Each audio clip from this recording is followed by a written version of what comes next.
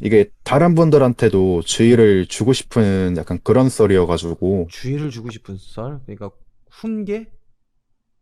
아니, 아니요. 보통 네. 이제 뭐 흉가 체험하거나 뭐 폐가나 아, 뭐 이런 데 가시거나 이제 뭐 담력 체험한다던가 뭐 음. 그런 체험 쪽으로 좋아하시는 분들한테는 제가 꼭 이거는 좀 지켜주셨으면 좋겠다는 음. 그런 이야기인데. 그럼 제목을 담력 훈련, 아니, 그러니까 흉가 체험 꼰대. 아니요, 아니요, 아니요. 제가 그러니까 장난이에요. 바로. 아, 그나저나 반지 주소 왔나요? 반지요? 아, 그거 더 이상 안 보이던데요. 음, 혹시 몰라도 찾아보긴 했는데 안 혹시 몰라서 보이더라고요. 홀렸네. 무슨 자꾸 혼씌워서 찾아요. 그거 찾지 말라니까. 아니, 그냥 궁금해서 내려가 봐서 한번 보긴 봐, 이거 했는데 부른 거야, 안 보이 이게. 안 보이더라고요. 그럴 줄 알았어. 알겠어요. 바로 한번 시작해 보도록 하겠습니다. 네.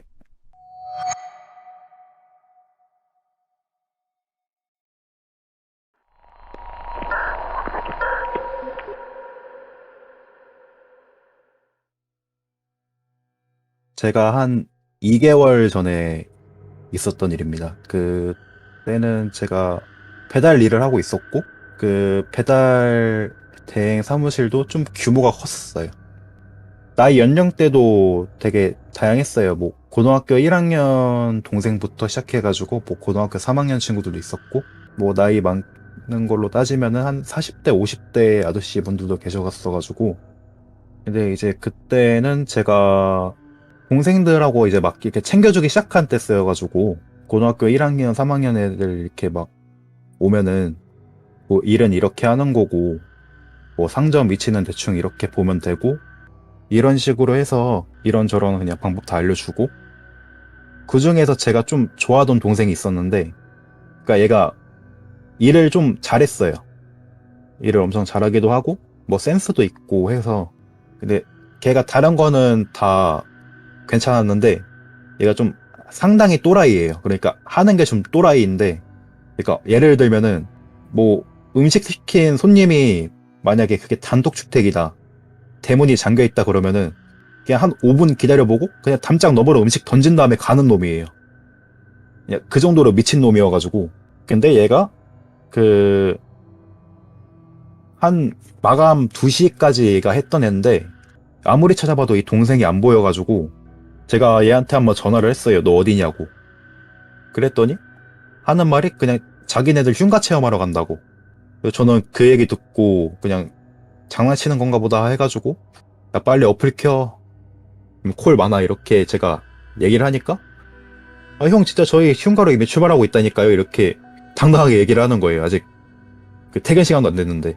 그래서 제가 뭐 이런저런 얘기하다가 야 너네 이미 어플 끄고 이미 출발했다니까 내가 알아서 잘 마무리할 테니까 그냥 다음날 지각하지 말라고 하고 이렇게 그냥 경고로 끝냈어요.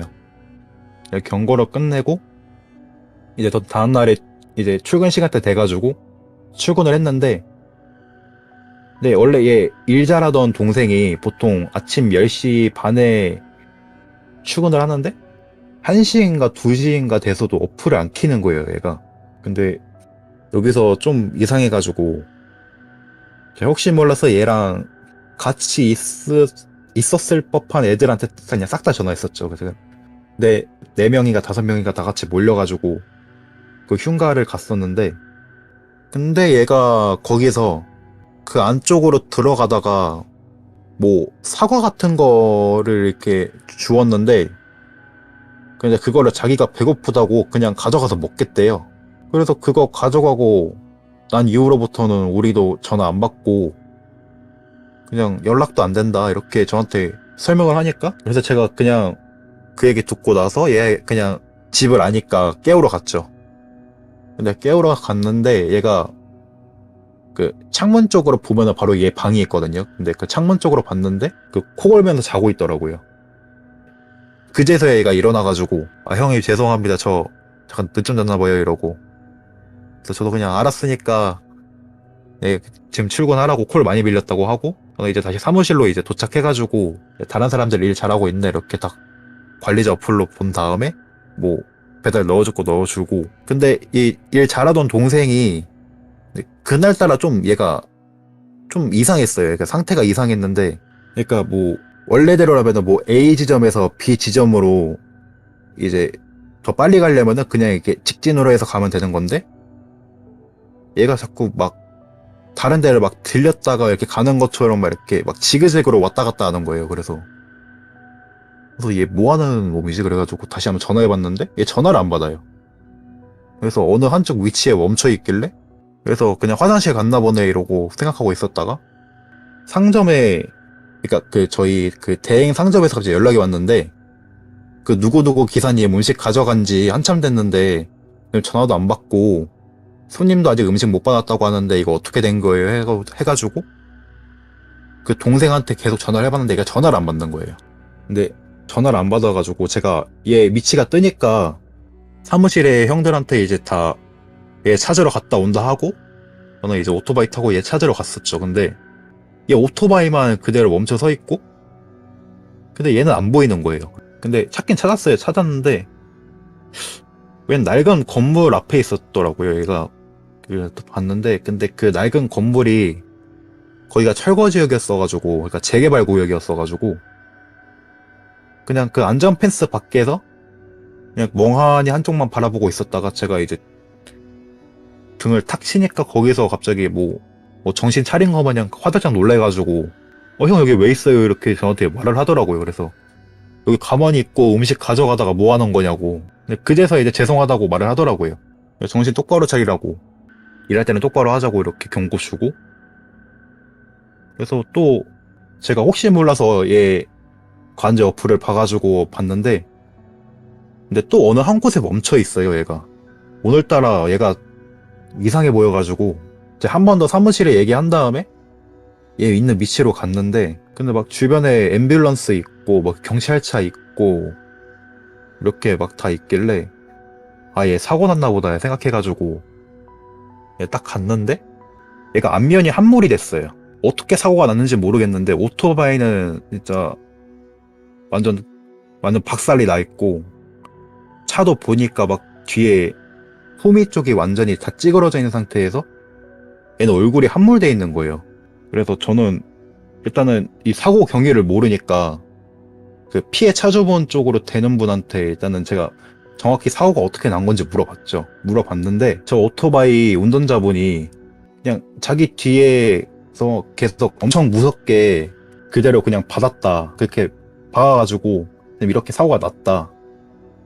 그래가지고 저는 맨 처음에 그건 졸음운전 한 건 줄 알았는데, 근데 블랙박스를 보니까 졸은 것도 아니었어요. 그냥 정면으로 가만히 똑바로 쳐다보면서 그냥 그대로 박은 거예요, 얘가. 근데 이상하잖아요. 보통 이렇게 사고가 났으면 졸음운전 했다던가 그렇게 사고가 났으면 정상인데, 근데 어떤 미친놈이 진짜 죽을 생각을 안 하고서야 정면으로 눈 똑바로 뜨면서 그렇게 박았을까? 저는 그게 되게 궁금했어가지고. 근데 거기서 생각이 난 게, 얘가 그 흉가 갔을 때 그 사과를 먹었었다 했었잖아요. 근데 그 사과를 가져오고 나서 그거를 먹고 난 이후로 얘가 갑자기 이상해져가지고 다시 얘랑 어제 흉가 같이 갔던 그 동생들한테 싹 다 연락했어요. 어제 도대체 진짜 무슨 일 있었냐고. 얘 지금 사고 났는데 좀 심각하다고. 그 하나 틀린 거 없이 다 똑바로 얘기하라고 제가 이렇게 얘기를 하니까, 뭐 흉가 가가지고 나무 판자 같은 거를 막 이렇게 박혀 있어가지고 그거를 뭐 그 쇠파이프 같은 거를 막 때려 부신 다음에 일부러 길 만들어가지고 앞으로 갔다고 하더라고요. 그래서 그 다음에 뭐 유리 같은 거 그런 것도 다 파편 널려져 있는 거 그런 걸로 갖다 막 장난치기도 하고, 그 마지막 돼서야 이제 뭐 그 사과하고 또 여러 가지 뭐 사탕이라던가 이런 게 있었대요. 근데 그 중에서 배고프다고 사과를 이제 자기 집으로 챙겨간 다음에 그거를 먹겠다고 가져간 게 끝이다. 그렇게 설명을 하더라고요. 근데 이제 다음 날인가? 어머니한테 따로 연락이 왔었는데 그 응급실에서 얘가 그 죽었다는 거예요. 뭐 쇼크사로 인한 심장마비라고 이렇게 그 알려주시더라고요. 그 어머님이. 그래서 제가 다른 아들한테도 얘가 이렇게 갔으니까 일단은 이 친구 장례식에 간 다음에, 근데 그 일 이후에 있고 나서 그 다른 동생들한테도 제가 혹시 몰라서 한 번 더 물어봤어요. 혹시 너희들 중에서도 다른 거 물건 건드린 사람 있냐고. 근데 같이 갔던 친구 중에 얘랑 좀 많이 친했었던 동생이 하나 있어요. 걔 같은 경우에도 걔는 뭐 그냥 사탕 같은 걸 챙겼는데, 근데 그 사탕을 이제 맨 처음에 먹었을 때는 그게 크게 이상은 없었는데, 근데 그 다음부터 계속 설사를 하더래요. 네, 설사를 해가지고 제가 얘 깜짝 놀래가지고 그냥 당장 지금 응급실 가라고 해가지고 얘는 응급실 갔다가 들어보니까는 그 장염이라고 이렇게 의사 선생님이 얘기를 하더래요. 그래서 진짜로 이 친구 같은 경우는 다행인 게 그 정도로 끝나서 다행이니까. 그래서 제가 또 다른 동생들을 추궁을 했어요. 너네 진짜 똑바로 말하라고. 여기서 또 다른 거 건든 사람 있냐고 하니까 이 친구는 좀 과간이었던 게 거기에 뭐 요강 같은 게 있어가지고 그냥 거기다가 그냥 오줌을 쌌다는 거예요. 그래서 요강 같은 데다가 오줌 싼 게 끝이고, 제 같은 경우에는 이제 중간에 담배 피다가 불을 이제 끌려고 담배꽁초를 날렸는데, 근데 그게 휴지에 붙어가지고 이게 불날 뻔한 거 그게 끝이다. 그게 더 이상은 없다. 그래서 뭔가 찝찝한 거예요. 얘네들이 한 짓이 진짜 뭔 일 날 것 같은 약간 그런 느낌이어가지고. 근데 결국에는 이제 일을 했는데, 그 중간에 그 담배 피다가 휴지에 그 불 붙어가지고 뭐 그렇게 됐다는 그 동생 있잖아요. 그 동생이 그 뭐 내려막길에서 내려오다가 뭐 목 같은 거를 밟아가지고 그 상태로 이제 오토바이가 넘어졌다는 거예요. 그래서 제가 깜짝 놀라서 전화해보니까 몸은 안 다쳤는데 넘어지기 직전에 그냥 오토바이를 놔버렸대요. 그냥 오토바이는 놔버리고, 다행히 얘가 하이바를 쓰고 있었어가지고 머리 쪽부터 이제 떨어지긴 했는데 겉옷만 이렇게 뭐 찢어진 거 제외하면 멀쩡하다. 그래서 제가 얘도 일단은 그냥 안전운전 하라고 하고, 나머지 그 2명을 예의주시했죠. 근데 2명은 잘 다니더라고요. 근데 담뱃불에 그 휴지 그 친구만 이상하게 얘가 좀 신경이 쓰이는 거예요. 그래서 한번 이제 궁금해가지고 그 흉가 위치가 어디인지 한번 알려줄 수 있냐고 제가 물어봤어요. 근데 물어봤는데 이제 기억이 안 난대요.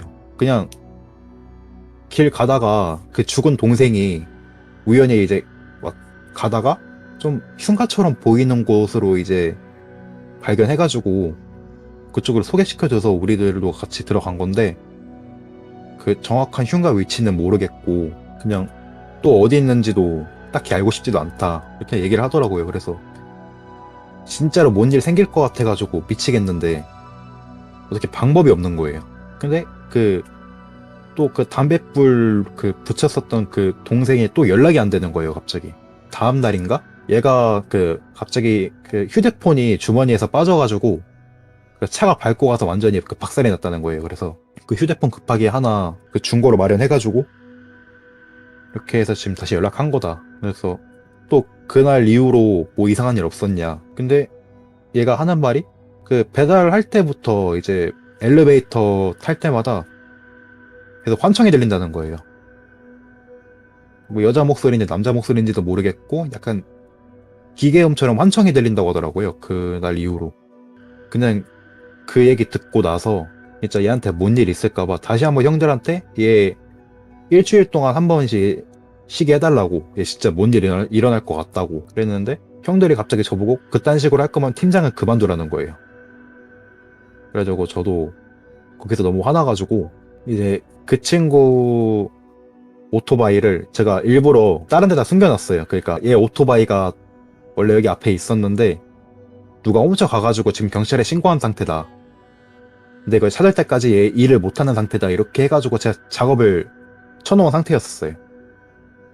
괜히 또 일했다가 어떤 일 있을지 모르니까. 그래가지고 그렇게 해가지고 2주 뒤쯤이었나? 얘가 갑자기 뭐 코로나 확진에 걸렸다 해가지고 계속 집에만 짱박혀 있었는데 어떻게 코로나가 걸리네 했는데, 알고 보니까 얘 어머니한테 들었는데 새벽마다 어디를 나갔다가 계속 나갔다 들어오고 나갔다 들어오고 그거를 반복했었대요. 근데 그 이후로 계속 막 열에 시달리고 막 기침도 계속 하다가 도저히 안 되겠어가지고 얘네 어머님의 얘를 막 끌고 가가지고 코로나 검사를 했는데 근데 양성 판정이 나왔대요. 양성 판정이 나와가지고 그래서 얘는 일단 격리 조치되고 그 이후에 이제 그더 이상 연락이 안 되는 상태고 그 사과를 먹었었던 그 동생 같은 경우에는 아직까지는 이제 얘가 왜 그런 행동을 했는지 아직까지도 의문이 남는 약간 그런 이야기였습니다. 그러면 그 뭐지? 네, 사과하고 그 다음에 사탕하고 그 다음에 오줌 싸네. 네. 아, 근데 사탕 먹은 친구는 이상하게 네. 그 장염 생기고 난 이후로부터는 별일은 없었고 그리고 이제 그 오줌 싼 친구도 별일은 없었어요. 아니, 근데 왜냐면 다만 오줌 싼 네, 거는요, 어떻게 보면 네. 흉가에서 여러분들이 잘 모르실 수도 있는데, 비방이에요, 비방. 귀신 붙지 말라고. 아, 그런 의미였어요? 예, 예, 오줌 싸는 게, 흉가 가서 오줌 싸는 거는 비방이에요. 귀신도 오지 말라고. 아, 그래서 흉가 들어가기 전에 흉가 근처에다가 오줌을 싸거나 아니면 귀신들에 대한 있을 때 개똥 바르거나 개오줌을 뿌리거나 아니면 오줌을 싸요. 여러분들 잘 모르시겠지만은 그게 비방이고요. 근데 사과나 야채가 과일 같은 거는 그 약간 제사 음식이잖아요. 예, 그쵸. 예, 그러니까 과일 같은 건 제사 음식이기 때문에 진짜 함부로 건들면 안 돼요. 남의 제사상의 음식을 건드는 거기 때문에 그거를 먹어서 화가 난 게 아니었을까.